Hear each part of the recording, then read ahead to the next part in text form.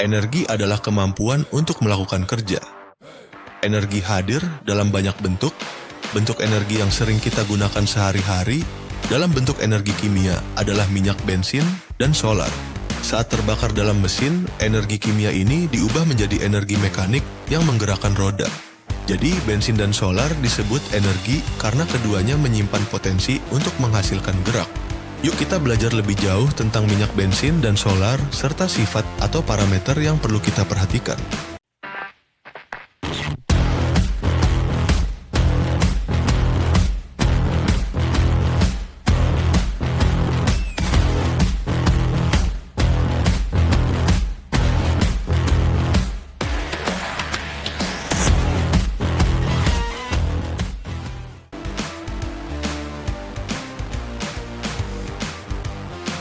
Baik bensin maupun solar berasal dari minyak bumi yang terbentuk jutaan tahun lalu dari sisa-sisa makhluk hidup yang terpendam di bawah tanah. Setelah ditambang, minyak mentah diproses di kilang minyak melalui penyulingan atau distilasi. Disinilah minyak mentah dipisahkan menjadi berbagai fraksi.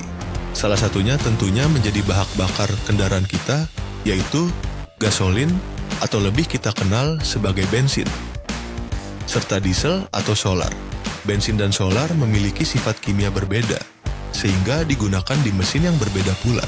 Bensin dipakai pada mesin yang menggunakan busi untuk menyalakan campuran udara dan bahan bakar. Solar, sebaliknya, digunakan di mesin diesel yang tidak pakai busi, melainkan menyalakan bahan bakar lewat tekanan tinggi dan panas. Solar memiliki nilai kalor lebih tinggi per liter dibanding bensin. Artinya, energi yang dihasilkan dari tiap liter solar lebih besar sehingga sangat cocok untuk kendaraan yang berjalan jauh dan membawa beban berat. Mesin diesel juga menggunakan kompresi lebih tinggi sehingga lebih efisien secara termal hingga 20-30% lebih hemat dari bensin dalam kondisi beban berat. Mesin diesel menghasilkan torsi atau gaya puntir besar pada putaran rendah. Ini sangat penting untuk mengangkut beban berat, mendaki tanjakan, dan menarik muatan besar. Mesin bensin umumnya digunakan di mobil pribadi dan motor. Sedangkan diesel lebih sering ditemukan di truk, bus, alat berat, hingga kapal laut karena lebih efisien untuk beban berat.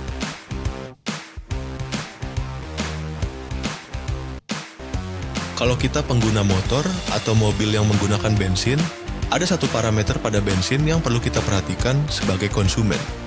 Pasti pernah lihat atau mendengar istilah RON kan ya? Seperti RON 48, RON 90, RON 92, atau RON 95.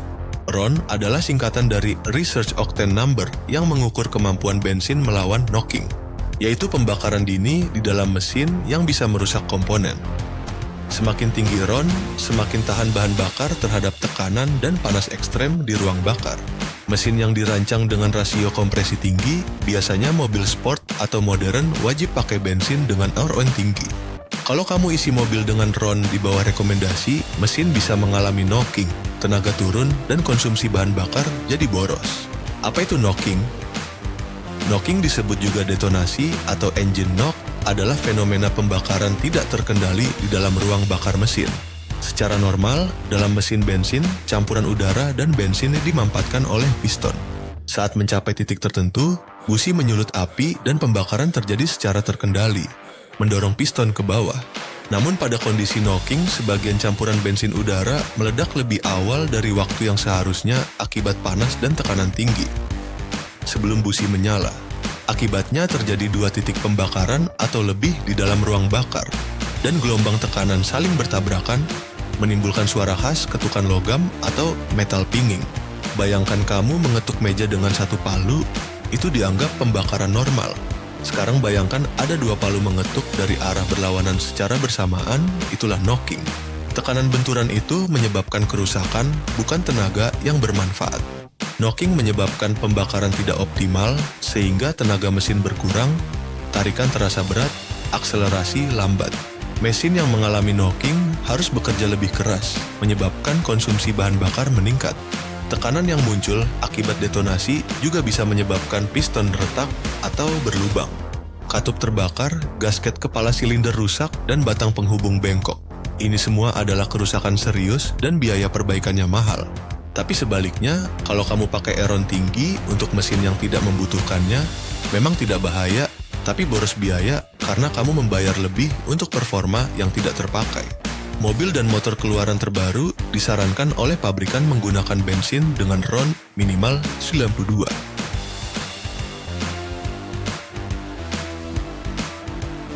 Kalau di bahan bakar jenis bensin, ada parameter kritis berupa RON.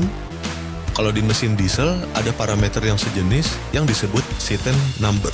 Satan number sangat penting dalam menentukan kinerja mesin diesel, karena secara langsung memengaruhi waktu dan kualitas pembakaran bahan bakar di dalam ruang bakar. Satan number adalah angka yang menunjukkan kemudahan solar, diesel fuel, menyala secara spontan akibat tekanan dan panas dalam mesin. Semakin tinggi Satan number, semakin cepat dan halus bahan bakar menyala setelah disemprotkan ke ruang bakar. Bahan bakar diesel tidak disulut busi seperti bensin. Pembakaran terjadi akibat penyemprotan solar ke udara yang sangat panas karena tekanan tinggi. Jika Satan number terlalu rendah, maka terjadi delay pembakaran atau ignition delay sehingga pembakaran jadi kasar dan tidak merata. Satan tinggi artinya pembakaran lebih cepat dan terjadi pada waktu yang tepat saat piston berada di posisi optimal. Satan rendah artinya pembakaran telat, terjadi saat piston sudah mulai turun sehingga timbul getaran, knocking, dan suara kasar. Penggunaan solar dengan Satan number yang tepat dapat meningkatkan efisiensi pembakaran, menurunkan emisi nitrogen oksida atau NOx, dan partikulat asap hitam. Menghindari knocking, menjaga umur komponen seperti injektor dan ruang bakar. Truk dan bus lama konvensional biasanya menggunakan diesel dengan Satan number minimal 48. Mobil diesel keluaran sekarang sudah menggunakan mesin dengan common rail. Mobil ini sebaiknya menggunakan solar dengan Satan number antara 51 sampai dengan 55. Di Indonesia sendiri, banyak merek bensin dan solar yang dijual oleh perusahaan migas seperti Pertamina, BPAKR, Shell, dan Vivo.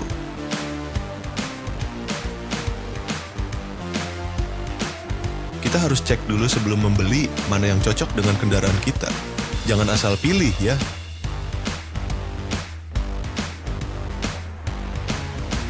Walaupun bensin dan solar sangat penting, keduanya termasuk bahan bakar fosil yang menyumbang emisi karbon. Dunia kini mulai beralih ke kendaraan listrik, biofuel, dan teknologi hybrid untuk mengurangi polusi dan ketergantungan terhadap minyak bumi. Namun teknologi baru tersebut masih lebih mahal dan masih menyimpan masalah lain, diantaranya penanganan limbah baterai. Maka saat ini hingga beberapa tahun ke depan, bensin dan solar dipercaya masih menjadi tulang punggung transportasi dunia. Jadi sekarang kita tahu kenapa bensin dan solar disebut energi, dari mana asalnya, cara kerjanya di mesin, hingga pentingnya memilih RON atau Satan number yang tepat. Jangan asal pilih bahan bakar ya, karena setiap mesin punya kebutuhan sendiri. Like, comment, and share kalau kamu dapat insight baru. Sampai jumpa lagi di video selanjutnya. Terima kasih.